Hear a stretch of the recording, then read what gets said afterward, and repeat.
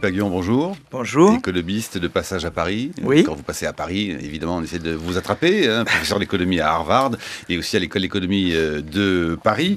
Alors, mardi, Manuel Valls prononçait devant l'Assemblée nationale, vous le savez, son discours de politique générale, l'a-t-on assez dit, devant les députés qui s'agitaient à droite et applaudissaient sans trop d'excès à gauche. Il a égrené toute une série de réformes, réforme de l'État et de son célèbre millefeuille, réforme de la fiscalité avec des allègements pour les entreprises et les ménages et régime sec pour l'État, les collectivités locales et l'assurance maladie. Bref, la dépense doit être réduite de 50 milliards d'euros avant 2017. Et en même temps, le gouvernement envisage de demander à Bruxelles un délai supplémentaire avant de ramener le déficit en dessous des 3%. Alors l'exécutif français est-il devenu libéral? Le gouvernement de combat de Manuel Valls va-t-il changer de modèle en matière d'économie? Ah, changer de modèle, c'est le cri que vous poussez, Philippe Aghion, avec notamment Gilbert Sett et Elie Cohen dans ce livre qui sort donc chez Odile Jacob, de nouvelles idées pour une nouvelle croissance. Vous avez conseillé et même appelé, je crois me souvenir, à soutenir François Hollande au cours de la campagne présidentielle. Le journal du dimanche de ce week-end nous disait que vous étiez dans les locaux de Matignon il n'y a pas très longtemps, quelques jours à peine. Mais patatras, que vois-je dans Le Figaro d'aujourd'hui? Un article, une recension de votre livre, Charles Jégu, tête à tête, qui vous a sans doute rencontré. Et voilà que vous lui dites, nous avons perdu 18 mois. Et Charles Jégu de dire, au fond, il est, comme ses deux co-auteurs, Philippe Aghion, un déçu de Hollande. C'est vrai qu'un certain nombre de réformes auraient dû être mises en place dès le début. On pensait qu'il fallait... On était obligé d'augmenter un peu les impôts parce qu'on avait un problème de déficit. On avait des obligations à l'égard de Bruxelles, mais on aurait dû, dès le début, engager les réformes structurelles, c'est-à-dire s'attaquer sérieusement au millefeuille territorial, réformer sérieusement... écoutez, c'est pas le cas. 2021, elle a lancé la réforme, même là. Voilà.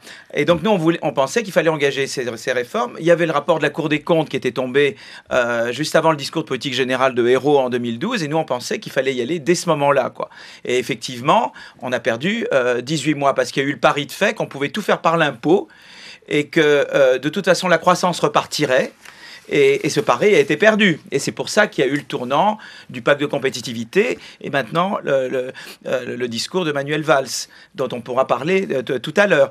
Mais si vous voulez, il y a eu... Alors, le discours de Manuel Valls... On peut en parler maintenant, c'est voilà, vraiment de l'actualité très immédiate. positif, Oui. c'est le millefeuille territorial. On s'attaque sérieusement au millefeuille territorial. Donc ça, je crois que Là, il y a des avancées réelles. Je crois qu'également en matière de fiscalité, l'élimination du C3S, vous savez, cet impôt qui pèse sur le cycle productif des entreprises, et puis l'idée de vouloir faire converger l'impôt sur les sociétés vers la moyenne européenne, eh bien, tout ça, ça va dans la bonne direction. Les baisses de charges également vont dans la bonne direction. Elles vont aider à la fois l'emploi quand c'est proche du SMIC et la compétitivité pour quand c'est 2,5 fois le SMIC. Donc là, on va dans la bonne direction. Mais par contre, si vous voulez, ce marché du travail pour aider à rendre plus flexible et plus dynamique le marché du travail, il n'y a pas eu grand-chose. Vous voyez, la formation professionnelle, par exemple, il s'est pratiquement rien passé. Ils font complètement refonder le système de formation professionnelle pour avoir une vraie flexi-sécurité à la française, qui est le seul moyen de vraiment dynamiser le marché du travail. Et là, si vous voulez, la méthode Sapin, elle était bien trop lente. Il faut donner un gros coup d'accélérateur. Bon, mais du coup, cela dit, est-ce qu'on fait tout ce que vous dites là en moins de 3 ans, sachant qu'il y a des calendriers beaucoup plus longs? Encore une fois, sur la réforme territoriale, le Premier ministre a annoncé 2021, ce que déplorait hier notamment Benoît Apparu, en disant c'est pas en 2021 qu'il faut le faire, c'est effectivement maintenant. Il y a certaines réformes, vous savez, territoriales, il faut réorganiser les choses. Donc, il y a des choses qui prennent plus de temps que d'autres. Mais je pense que sur le marché du travail, par exemple, on aurait pu aller beaucoup plus vite. Il y a peut-être certaines réformes, effectivement, dire par exemple, là où il y a des métropoles, on supprime les départements ou des regroupements de communes, à mon avis, ça peut aller beaucoup plus vite. Mais en tout cas, il y a un cap qui est annoncé sur ce plan-là. Donc ça, c'est une bonne chose. Mais il y a beaucoup d'autres éléments qui manquent pour réformer le marché du travail, le marché des biens, le système éducatif, l'université. Tout ça, on n'en a pas beaucoup parlé dans le discours de politique générale. Et notamment l'éducation, qui est un sujet sur lequel vous assistez. Vous n'avez pas répondu d'ailleurs à ma première question, Philippe Aghion. Qu'avez-vous dit, que faisiez-vous le week-end dernier à Matignon? Je crois que le Premier ministre a consulté différentes personnes. Lequel d'ailleurs? C'était déjà Manuel Valls? Oui, c'était déjà Manuel Valls, voilà, absolument. Voilà. Oui, voilà. Oui. Et il a subsisté à Paris comme nous, et il vous a dit venez prendre le thé.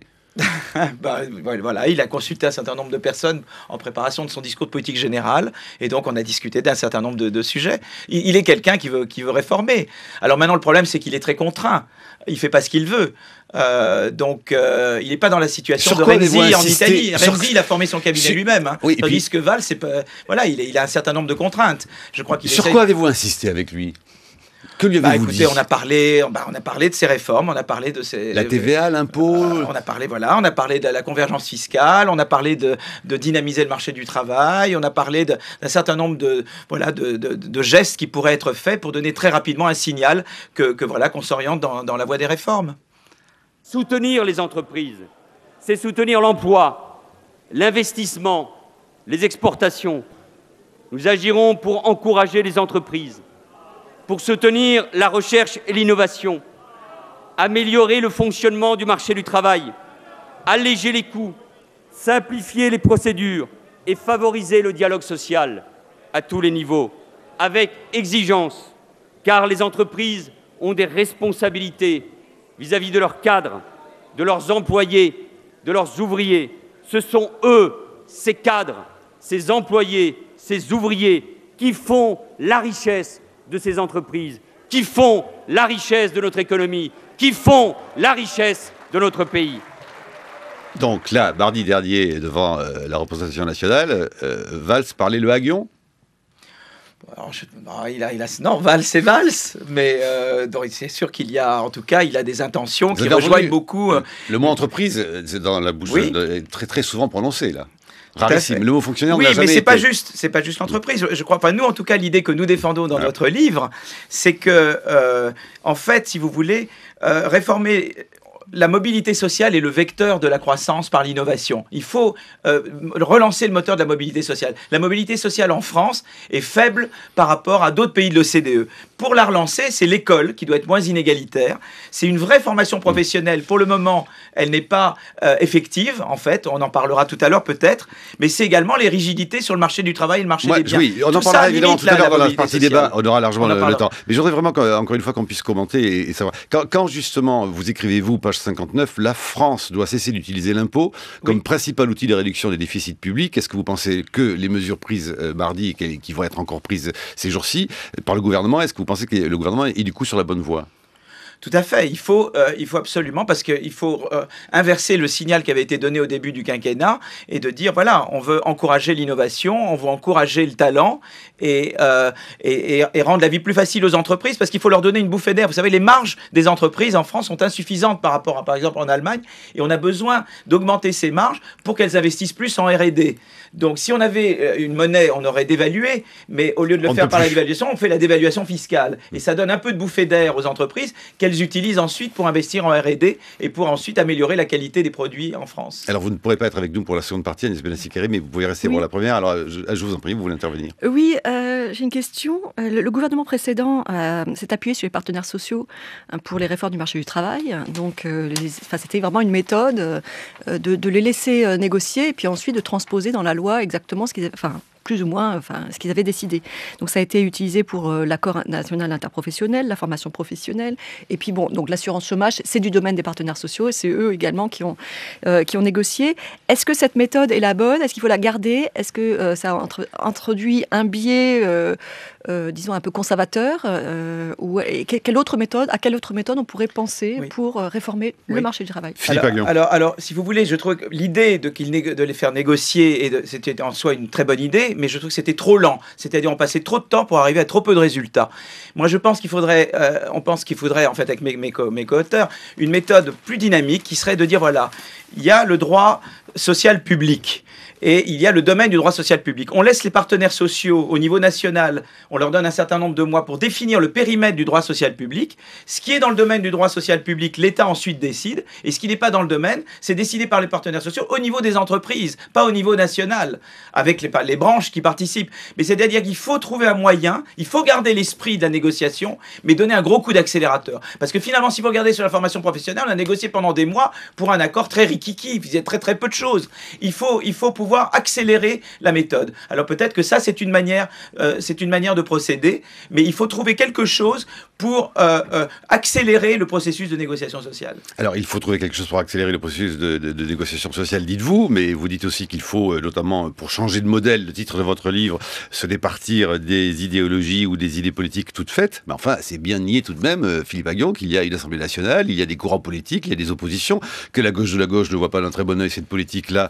gouvernementale de Manuel Valls, et que la droite circonspecte considère que certes elle va dans le bon sens, mais qu'elle n'est pas assez efficace. François Fillon, dans les Échos d'aujourd'hui, assure que la dette, de toute façon, française dépassera 100% du PIB avant 2017 et que, au fond, l'électrochoc attendu n'est pas à mesure. Alors, quand on dit se débarrasser pour changer de modèle des idéologies et des politiques, dans la vraie vie, Philippe Aghion, comment fait-on quand il faudra voter des lois, avancer sur des négociations? Écoutez, d'abord, je crois que d'abord il faut convaincre. D'abord, il faut se convaincre soi-même qu'un certain nombre d'idées qui ont pu être valables quand la croissance était mue par le rattrapage ne sont plus valables quand la croissance est tirée par l'innovation. Donc, c'est pas la demande uniquement qui tire la croissance, parce que si simplement vous relancez la dépense publique et la demande, et que les produits français sont moins bons que les produits allemands, les gens vont acheter des produits allemands. Donc il faut, comme le disait Agnès tout à l'heure, s'occuper du côté offre. Penser que l'impôt n'a aucun effet sur l'innovation et la croissance, c'est aussi une idée. Il faut un impôt à la fois redistributif, mais incitatif. Et ça aussi, c'est à revoir. Penser que le SMIC est le principal instrument de lutte contre la pauvreté, c'est pas vrai. Le RSA et la prime pour l'emploi jouent un rôle également. Penser que l'inégalité se traite uniquement par l'impôt et pas par la mobilité sociale dès l'école est également une idée Donc je crois qu'on peut déjà convaincre et mener la bataille des idées. Je crois beaucoup dans ça. Et puis ensuite, je pense que la gauche va réaliser qu'elle est en survie, là. Je veux dire, là, Manuel Valls est venu parce que la gauche est aux abois, la gauche doit survivre, elle doit montrer qu'elle peut faire quelque chose. Donc si vous voulez, on n'est plus du tout dans la situation d'il y a 2 ans. Maintenant, c'est gamble for resurrection, comme on dit en anglais. Hein, il faut tenter quelque chose pour que la gauche puisse laisser une marque, parce que sinon, elle rate son rendez-vous avec l'histoire. Je veux dire, c'est fou, il y a 2 ans, il y avait une opportunité, elle a été manquée il y a 2 ans, maintenant on a une deuxième chance, je crois beaucoup dans la deuxième chance, mais celle-ci on ne peut pas la rater, parce que sinon, la gauche, historiquement, perd l'opportunité qu'elle avait de transformer le pays. Mais est-ce que le discours de Manuel Valls il y a 2 jours est si différent, au fond, que les discours que l'on a déjà pu entendre, de droite ou de gauche, sur des politiques non pas dites d'austérité, mais de sérieux budgétaire? Il faudra m'expliquer la différence entre austérité et sérieux budgétaire, mais est-ce que tout de même on n'a pas déjà entendu un peu ça? Écoutez, non, il y a l'idée de dire, voilà, oui, non, parce que la différence, c'est qu'au lieu de faire du rabot, vous savez, on peut dire, par exemple, je réduis les dépenses publiques en rabotant partout. Et là, enfin, on dit non, je vais dire précisément, vous voyez, voilà les réformes que je vais faire, je vais les nommer, vous voyez, donc voilà, sur le département, sur le nombre des régions. Je voudrais avoir la même chose sur l'assurance maladie, j'aimerais qu'on me dise les génériques, c'est-à-dire qu'on fait ça vraiment une mise à plat des missions publiques, comme on l'a fait au Canada, comme on l'a fait en Suède. Et c'est pas une politique d'austérité, c'est une politique de rationalisation. Comme ça, l'État peut mieux concentrer ses ressources sur le soutien à l'innovation, sur l'université, sur l'aide aux PME innovantes. Vous voyez, c'est ça qu'on veut. On veut dire, voilà, qu'est-ce que vous allez faire? Qu'on puisse décrire les réformes qui vont être faites. Et là, déjà, le discours de Valls est un premier pas dans cette direction, puisqu'il dit, moi, voilà, je réduis le nombre des régions par 2, je me divise par 2, je fais un certain nombre. Les gens veulent voir du concret, vous voyez. Et je crois que c'est du gagnant, c'est pas de l'austérité, c'est de l'État intelligent. Et en plus, c'est du gagnant-gagnant, parce que ça rend l'État plus efficace. On a vu en Suède que ça a dopé la croissance. Ce genre de réforme en Suède dans les années 90, avec une réforme fiscale intelligente, a dopé la croissance. Mais en plus, de la part de nos partenaires européens, ils vont se dire, ah, alors la France maintenant est en train de réformer, alors peut-être nous pouvons assouplir la politique monétaire et budgétaire sur le plan européen. Parce que moi, je pense qu'il y a un gagnant-gagnant. On fait les réformes structurelles et en échange, on obtient un assouplissement de la politique macroéconomique au niveau européen. Alors, et on gagne sur les 2 tableaux. Alors, on gagne sur les 2 tableaux, mais est-ce qu'on gagne réellement au niveau européen? Vous avez vu que la déclaration de politique générale d'Emmanuel Valls n'ont pas été accueillis très chaudement de la part des capitales européennes? En tout cas, toute la difficulté, ça sera de dire on fait un certain nombre de réformes. C'est pour ça que moi j'aurais voulu aussi voir des choses sur le marché du travail et sur d'autres, parce qu'ils veulent voir aussi des réformes structurelles sur ce plan-là, parce que je pense que si on montre suffisamment de bonne volonté à faire des réformes structurelles plus loin que ce qui a été fait dans le discours politique général, eh bien à ce moment-là, je pense qu'on peut obtenir, je pense que quelqu'un comme Olli Rehn peut être réceptif et de dire à ce moment-là, pour faire des réformes, parce qu'on ne veut pas vous accorder, la peur des gens de Bruxelles et de Berlin, c'est de dire on vous donne de l'oxygène pour ne pas réformer. Non, nous on vous donne l'oxygène comme récompense à des réformes tangibles. Le fameux délai demandé. hein, le fameux délai demandé. Voilà. Ce délai en question. Voilà. D'autres, Agnès ça Benassi-Carré. Oui, je suis assez d'accord. C'est-à-dire que le vrai problème pour les finances publiques, c'est le ratio dette sur PIB. Et donc, il y a plusieurs manières de le stabiliser. Attendez, dites La dette publique divisée par le PIB. Pourquoi ? Parce que le PIB, c'est grosso modo l'assiette des recettes fiscales. Et donc, ce qu'on veut, c'est un PIB nominal, c'est-à-dire, y compris avec les prix, et d'où le problème de la déflation, et qui augmente. Et qui augmente pas forcément le mois prochain ou même dans un an, mais qui se place sur une trajectoire qui monte. Et donc, c'est pour ça que les réformes structurelles, il faut faire très attention. On dit 2021, c'est très loin, etc. Mais ce qu'attendent nos partenaires européens, c'est des signes concrets qu'on se met sur les rails. C'est désaxer, se désaxer sur une autre trajectoire, et avec quelques premiers pas, mais évidemment, tout le monde sait que ça ne sera pas immédiat. Et l'aspect anticipation est très important.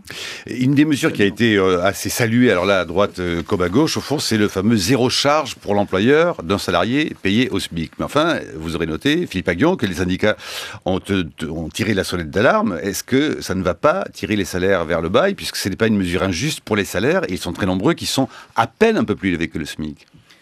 De toute façon, il y a deux problèmes. Il y a le problème de l'emploi, parce que le SMIC, si vous voulez, est à un niveau où, en fait, si vous voulez, le SMIC en soi, c'est une bonne chose. Avoir un salaire minimum, d'abord, je veux dire ici que je suis en faveur de l'idée d'un salaire minimum. Donc, parce que partant de zéro, un salaire minimum est un facteur d'égalité, de qualification, etc. Ouais. Mais quand il est trop élevé, il devient un facteur d'inégalité parce que, en fait, il pénalise l'emploi non qualifié. Donc, en général, quand le SMIC est très élevé, on essaie de compenser en baissant les charges. Nous, dans le livre, ce qu'on dit, c'est qu'il faudrait maintenant geler le salaire minimum en nominal et utiliser les économies qu'on fait, parce qu'on du coup, on évite d'avoir augmenté baissé les charges, et cet argent-là économisé, on l'utilise pour la PPE ou le RSA, qui nous paraissent, nous, les meilleurs instruments de lutte contre la pauvreté. Donc ça, c'est au niveau du SMIC. Et puis après, il y a les baisses de charges à 2,5 fois le SMIC. Alors ça, c'est un autre objectif, qui est celui de la dévaluation fiscale dont je parlais tout à l'heure. Et il faut tenir un peu les deux bouts. À 8h15, la deuxième partie des matins avec vous, Philippe Aghion. Deuxième partie qui sera, comme chaque jour, introduite par Brice Couturier. Bonjour Brice. Bonjour Marc. Oui, je voudrais vous poser une question un peu politique, tout simplement. Vous savez ce qu'a dit Jean-Claude Juncker? Nous savons tous ce qu'il fait, mais ce que nous ne savons pas, c'est comment nous faire réélire après l'avoir fait. Alors, c'est un petit peu la question qu'on pourrait vous poser, parce que vous conseillez le président de la République et le Premier ministre. Et le Premier ministre, mais c'est bien gentil de leur conseiller des réformes, mais si c'est pour provoquer leur échec électoral. Il est 8h16, c'est l'heure de votre chronique, Brice Couturier. Merci Marc.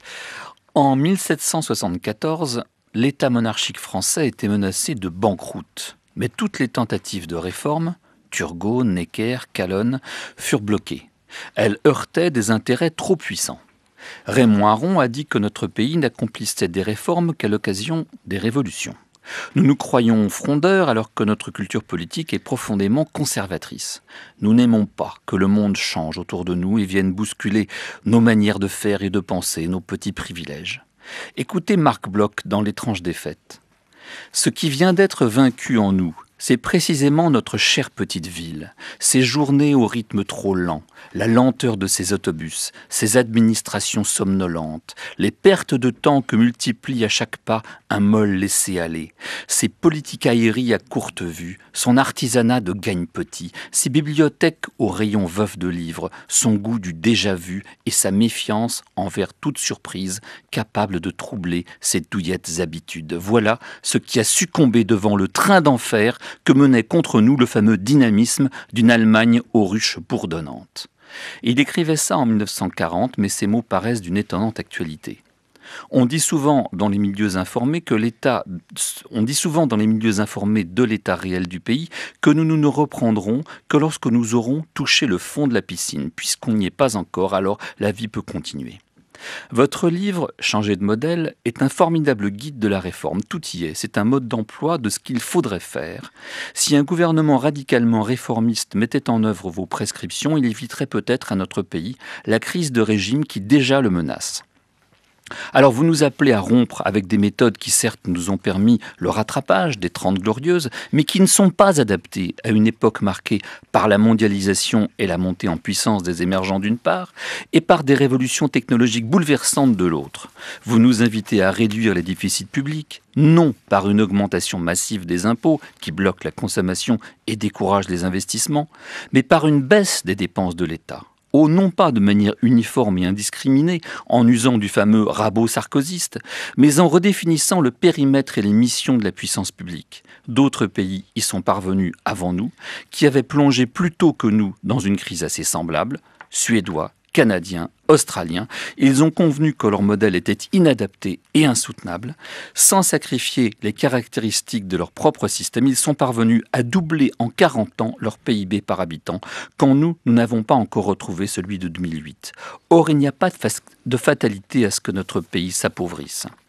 Vous réclamez ainsi un système unique de retraite pour des raisons de justice et d'efficacité. Vous demandez une remise à plat de notre droit social devenu tellement complexe que même les spécialistes s'y perdent. Vous nous appelez à rejoindre le groupe des pays qui fondent leur niveau de vie sur l'innovation permanente plutôt que sur le vain espoir de conserver des activités et des avantages qui prennent l'eau. Ce sont les nouveaux entrants sur un marché qui y apportent les innovations. La politique industrielle doit favoriser leur apparition plutôt que de courir au secours d'entreprises en déclin. Mais surtout, vous mettez en cause notre hypocrisie collective. Nous sommes devenus très habiles à dissimuler le caractère profondément injuste de notre société. La reproduction sociale chez nous fonctionne à plein régime et notre système scolaire est l'un des moins favorables de l'OCDE à la redistribution des cartes entre catégories sociales. Pour masquer cet échec, nous redistribuons en aval des compensations à ceux que notre soi-disant modèle tente à exclure des professions qualifiées, voire de l'emploi tout court. Sans doute la raison pour laquelle nous sommes le pays d'Europe qui consacre la plus forte part de son PIB aux prestations sociales. Alors que c'est en amont qu'il faudrait agir pour donner sa chance à chacun à travers l'école et la formation tout au long de la vie, à travers aussi la flexi-sécurité. Alors il semble que vienne de s'ouvrir, et ça c'est l'actualité, une fenêtre d'opportunité pour des réformes véritablement ambitieuses. La société française est de plus en plus consciente de l'impasse dans laquelle nous sommes bloqués et du caractère inéluctable des remises en cause nécessaires. Vous avez conseillé François Hollande durant la campagne électorale de 2012. Il ne vous a guère écouté jusqu'à présent. Avez-vous cette fois l'oreille des membres du gouvernement? Auront-ils, eux, l'audace de ces dirigeants suédois, canadiens ou australiens que vous leur offrez en modèle? Vous prétendez que l'audace réformatrice a assuré leur réélection, mais vous savez que les réformes bousculent à court terme des intérêts puissants et qu'elles ne produisent leurs effets bénéfiques qu'à plus long terme. Je vous répète cette phrase de Jean-Claude Juncker. Nous savons tous ce qu'il faut faire, mais ce que nous ne savons pas, c'est comment nous faire réélire après. La chronique de Brice Couturier sur franceculture.fr. Philippe Aghion. Bonjour. Donc, écoutez, merci pour cette merveilleuse. Donc, je veux répondre à votre question. Écoutez, en tout cas, ce qui est très intéressant, c'est que par exemple, les Canadiens, le Parti libéral canadien a été réélu sans discontinuer de 1986. Donc, c'est pas vrai que et donc, si vous voulez, en fait, c'est pas vrai que on cite toujours Schröder. Alors, mais Schröder avait fait ça très tard. Il avait fait ses réformes tard dans son mandat. Mais ce qui est intéressant chez Schröder, c'est qu'en tout cas, il a laissé un grand nom grâce à ses réformes, puisqu'en fait, Merkel, on a continué sa politique. Donc, si vous voulez, peut-être que lui, en tant que tel, n'a pas été réélu, mais il laisse un nom dans l'histoire. Parce que quel est le but d'un homme politique? Évidemment, c'est d'être réélu, mais c'est surtout de laisser un nom. Et Schröder a laissé un nom. Voilà, pour le moment, il faut que nos dirigeants décident qu'ils veulent faire l'histoire, qu'ils veulent pas manquer le rendez-vous avec l'histoire. C'est leur choix. Il y a un autre argument que je voudrais vous opposer, c'est que vous citez ces trois pays, la Suède, le Canada et l'Australie. Ce sont trois pays qui disposaient librement de leur monnaie. Nous sommes coincés, vous le dites vous-même d'ailleurs, l'instrument monétaire n'est plus à notre portée. C'est pour ça que d'ailleurs vous proposez quelque chose d'autre en échange. Oui, absolument. Alors ce que nous proposons, c'est la dévaluation fiscale. C'est-à-dire qu'on peut par des moyens fiscaux, c'est-à-dire par exemple en baissant les charges sur les salaires qui sont 2,5 fois le SMIC, etc. On peut et en fiscalisant, avoir l'équivalent de la dévaluation monétaire. C'est comme la dévaluation monétaire, les effets sont temporaires. Ça donne une bouffée d'oxygène temporairement, mais qui permet aux entreprises de reconstituer leurs marges, d'investir dans la recherche-développement, d'améliorer la qualité de leurs produits, et donc ce qui est d'abord une compétitivité coût devient une compétitivité hors coût. Et c'est le même principe, sauf qu'on le fait par des moyens fiscaux. C'est Keynes qui avait eu l'idée le premier de la dévaluation fiscale en 1930, parce que la livre anglaise était arrimée à l'étalon or, et la seule façon de faire une dévaluation, c'était par la fiscalité. Donc c'est vraiment Keynes lui-même qui a une idée. C'est très amusant que ce soit des gens qui se réclament de Keynes en France, qui critiquent l'idée de la dévaluation fiscale, alors que c'est Keynes lui-même qui a été le pionnier de cette idée. Alors justement, puisque vous évoquez cette question autour de Keynes, c'est pour qu'on essaie de comprendre de quoi vous parlez, et notamment à partir et d'où vous faites un peu d'histoire aussi d'économie dans ce livre, en disant qu'il faut qu'on sorte des réflexes après-guerre et se déprendre donc de réflexes idéologiques et politiques. Mais alors quels sont-ils et qu'est-ce qui fait que ce qui a marché après-guerre, c'est tout d'un coup enrayé ou mis en panne au cours de la fin des 30 Glorieuses, c'est-à-dire à partir du milieu des années 70, Philippe? Il y a deux facteurs, parce que tu as très bien dit par Brice Courtoyer, c'est-à-dire qu'il y a la mondialisation d'abord. Donc ça, c'est un élément important. Par exemple, si vous voulez faire une relance, avant l'idée c'était de dire, on fait une relance par la demande et la dépense publique uniquement. Mais maintenant, en économie ouverte, si vous faites une relance par la demande, comme en 1981, les gens vont acheter des produits de meilleure qualité ailleurs ou moins chers ailleurs. Donc vous êtes obligé de vous assurer que vous avez des entreprises qui produisent moins cher ou des produits de meilleure qualité. Et donc vous ne pouvez pas ignorer le côté offre. Et parce que l'État a donné une direction qu'il ne peut plus donner aujourd'hui ?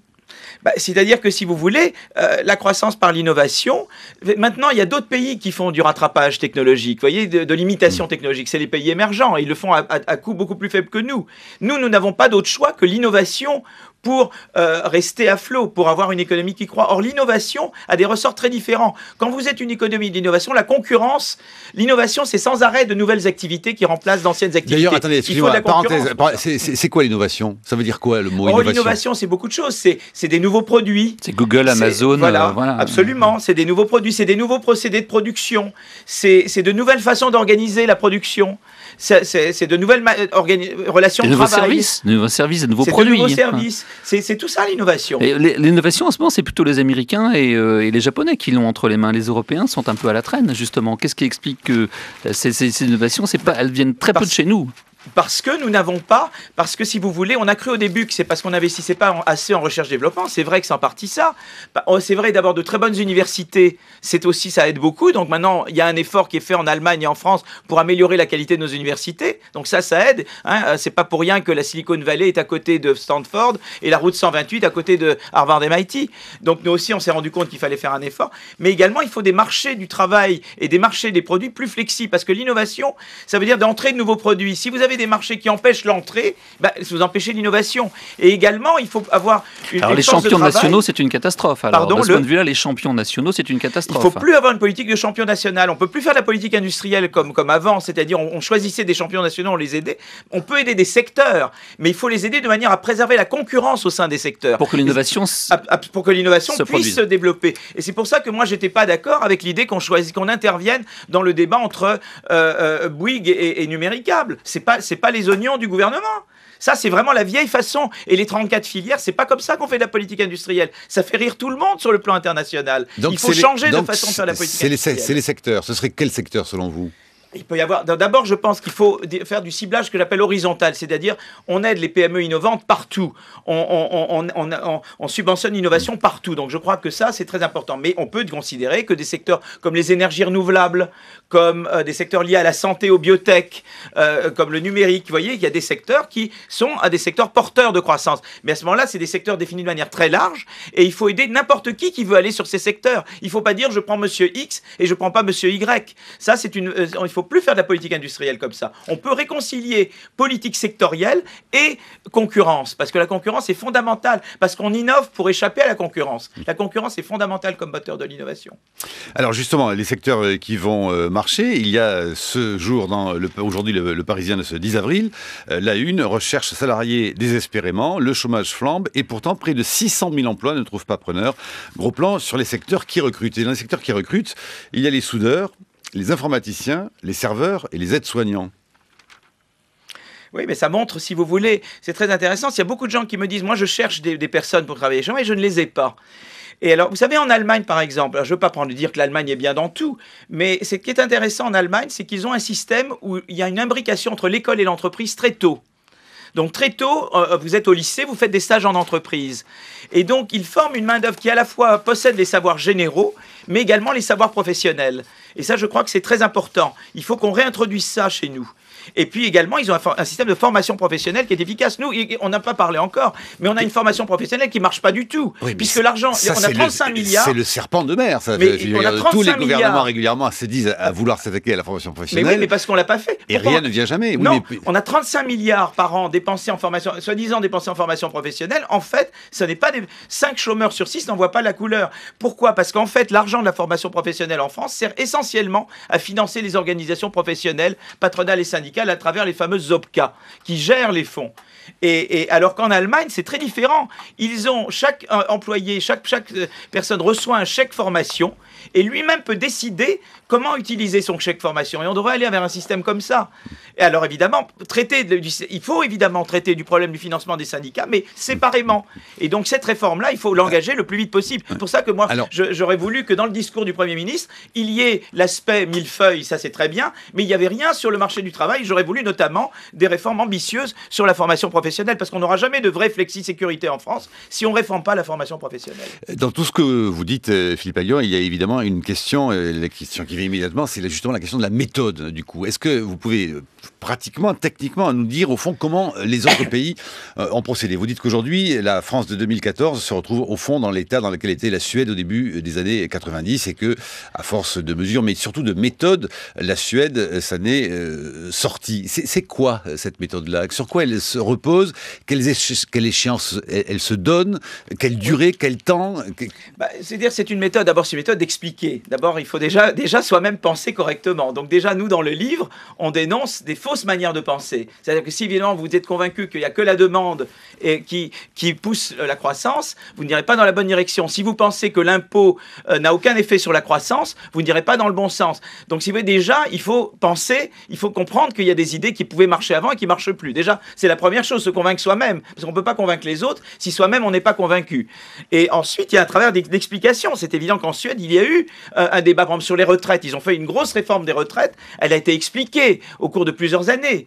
Il y a évidemment, ce qu'il y a aussi en Suède, c'est qu'il y a une grande démocratie sociale que nous n'avons pas chez nous. C'est-à-dire dans les entreprises suédoises, dans les conseils d'administration, les conseils de rémunération, etc., vous avez des représentants des employés. Il n'y a pas cette culture-là chez nous. Donc elle doit être introduite. Mais je pense que c'est très important aussi d'avoir un État qui sait où il va. C'est-à-dire, ils ont compris qu'il fallait baisser les dépenses publiques, faire une réforme fiscale et faire un certain nombre de réformes. Et si vous voulez, il y avait une volonté politique. Et les premiers effets se sont fait sentir à quel moment? À quel moment on s'est dit en Suède que cette politique-là, menée à partir des années 90, commençait à marcher? 2 ans, 3 ans, 4 ans, 5 ans? Très rapidement, au bout de très rapidement, elle a donné des résultats, quoi. C'est ça qui est extraordinaire. La croissance et l'innovation sont repartis très très vite en Suède. Et le budget est à l'équilibre aujourd'hui. Et le budget est à l'équilibre. Ils ont fait des réformes fiscales à l'opposé de nous. Ils taxent pas le capital comme le travail, par exemple. Ils ont très bien compris que le travail et le capital, c'est pas le même genre de revenu. Ça veut pas dire qu'il faut pas taxer le capital, mais c'est absurde de vouloir taxer le capital comme le travail. Les revenus du capital en Suède sont taxés de manière forfaitaire à 30%, maintenant un petit peu en dessous, et les revenus du travail sont taxés de manière progressive avec un taux maximum à 57%. Ils ont très bien compris comment faire ça. Et en même temps, ils ont changé la santé, ils se sont attaqués à leur millefeuille, ils avaient aussi un millefeuille administratif chez eux, mais avec des réformes très précises. Ils ont fait une mise à plat de leur mission publique. Et y compris sur l'éducation nationale. Et y compris sur l'éducation. Très grande réforme. Ouais. Alors justement, il me semble que ce à quoi vous nous appelez, c'est une espèce de réforme intellectuelle et morale. Et la logique principale, c'est que on doit passer d'une logique de réparation d'un système qui est profondément injuste, mais qui dissimule son injustice derrière de grands mots de solidarité, etc. On doit passer plutôt à une idée d'assurer la justice en amont, c'est-à-dire de donner des chances égales aux citoyens plutôt que d'essayer de réparer après les dégâts d'une société profondément inégalitaire. Alors par quoi ça passe cette redistribution des cartes qui permettrait à chaque enfant, quel que soit le milieu social dont il est issu, de bénéficier des mêmes chances au départ, et en quoi des gens comme les Suédois l'assurent davantage que nous? Alors pour l'école d'ailleurs, je pense que les Suédois n'ont pas tout eu juste. Par exemple sur l'école, je préfère le modèle finlandais au modèle suédois d'ailleurs dans le livre. Donc puisqu'il y a eu des réformes qui n'ont pas été toujours très heureuses sur l'école en Suède. Donc je pense qu'il y a d'abord l'école. L'école est très inégalitaire en France. La France est le pays de l'OCDE où les résultats scolaires sont le plus fortement corrélés à l'origine socio-économique. Donc il faut une école. Alors qu'est-ce qu'on fait? Il faut d'abord des qualités. La qualité des professeurs partout doit être très bonne. Donc il faut investir dans la qualité des profs et recycler les professeurs parce qu'il y a la formation formation initiale et le recyclage. Donc ça, c'est très important. Il faut un système de tutorat à l'école, c'est-à-dire pour qu'aucun enfant soit laissé derrière, parce que sinon on sélectionne très vite ceux qu'on considère intelligents et les autres, et puis il n'y a pas de deuxième chance. Il faut toujours une deuxième chance. Parce que nous avons été habitués à produire une élite, une petite exactement. élite. C'était une sélection d'élite. C'est plus ça d'élite. dont nous avons besoin. Absolument. Or, nous devons avoir des gens tous très très bons. Et donc le tutorat, pendant en Finlande, ils ont un excellent système de tutorat qui fait qu'aucun enfant ne redouble pratiquement. Et ils sont toujours rattrapés. Parce que vous savez, l'intelligence peut se révéler très tôt, elle peut se révéler plus tard, elle peut se révéler de différentes façons. Et c'est très important. Ce qui est terrible en France, c'est cette division aussi entre grandes écoles et universités. Donc je pense que tout ce qu'on peut faire pour rapprocher les deux, c'est important. Et puis les grands corps, c'est terrible parce que ça fiche cette division. Votre rang de sortie d'une école détermine toute votre vie. En France, tout est joué à 23 ans. Voilà, et tout est joué à 23 ans. Il n'y a aucun autre pays où ça se passe comme en France. Donc ça, c'est un système profondément inégalitaire qui crée... Et évidemment, la formation professionnelle inefficace dont je parlais tout à l'heure est un facteur supplémentaire qui nuit à la mobilité sociale. Et ce qu'on montre dans le livre, c'est que les rigidités sur le marché du travail et le marché des produits et le manque de concurrence sont également des facteurs qui nuisent à la mobilité sociale. Il n'y avait jamais eu le lien fait entre les réformes structurelles et la mobilité sociale. Et en fait, en faisant ces réformes, non seulement vous dopez la croissance, mais vous réduisez les inégalités parce que vous augmentez la mobilité sociale. Alors, en quoi la flexisécurité fait-elle partie de ce programme ? Parce que la flexisécurité permet aux gens de rebondir en se qualifiant. C'est-à-dire que la flexibilité devient qualifiante. Vous perdez votre travail quelque part, vous vous reformez parce que vous avez une très bonne formation professionnelle avec un bon salaire, ce qui fait et donc vous vous reformez et vous rebondissez sur un autre travail en vous étant qualifié. Et du coup, c'est le mélange, si vous voulez, d'un revenu généreux, de primes au chômage généreuses avec l'obligation de se former et de se recycler. Cette combinaison-là marche très bien. Ce qui marche bien aussi, c'est une flexibilité dans les entreprises. C'est-à-dire, par exemple, en Allemagne, c'est-à-dire la possibilité de négocier dans l'entreprise, par exemple, des accords salaire-emploi. Mais pour ça, il faut une vraie démocratie dans l'entreprise. C'est pour ça que je pense que c'est très important que les employés rentrent dans les conseils d'administration et les conseils de surveillance. C'est ce mélange-là de flexi-sécurité et de démocratie dans l'entreprise qui va évidemment débloquer complètement les choses sur le marché du travail, réduire le chômage et doper la croissance. Donc c'est bien au fond des questions de méthode qui nous manquent et qu'il nous faut réformer en premier. Et puis, profonde vision qu'il n'y a pas les décideurs. Vous savez, en France, on a décidé, il y a les décideurs et les pas décideurs. Il y a les gens qui ont fait les grandes écoles, ils sont intelligents. Ceux qui ne les ont pas faites ne sont pas intelligents. Et les uns dominent les autres. Et quand même, les gens qui ne sont pas intelligents, on va quand même leur donner des compensations salariales, etc. C'est cette vision-là qu'il faut changer. Mais par exemple, c'est paternaliste, vous voyez ce que je veux dire. Comment expliquez-vous, Philippe Aghion, qu'il n'y ait pas eu une seule fois dans le discours, par exemple, de Manuel Valls mardi, de prononcer ni le mot de fonctionnaire, ni même le mot d'ouvrier? Déjà, il ne pouvait peut-être pas tout faire. Je pense que déjà, il y a eu des choses qui étaient faites. Il y a quelques ouvriers dans ce pays, quand même, et quelques fonctionnaires qui votent. Je crois que... je pense qu'il y a et puis il y en a trop, d'après vous, hein.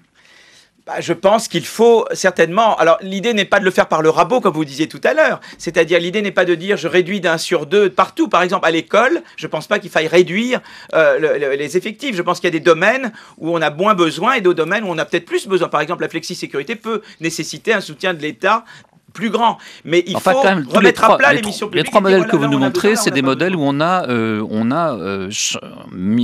réduit le nombre de la fonction publique, les effectifs de la fonction publique dans des proportions considérables. Donc, et est-ce que ça veut dire que l'État assure moins bien ses missions ? Non, parce qu'on peut être beaucoup plus efficace. On peut, par exemple, si vous voulez, en Suède, on a réduit le nombre de fonctionnaires de 400 000 en 1993 à 250 000 en 2000. Mais ça ne veut pas dire que l'État en Suède est moins efficace. Pourquoi ? Parce que d'abord, il y a l'Internet, parce qu'il y a eu des innovations technologiques qui fait... Et puis aussi parce que ce qui se passe, c'est qu'en France, il y a des conflits entre différents niveaux de gouvernement.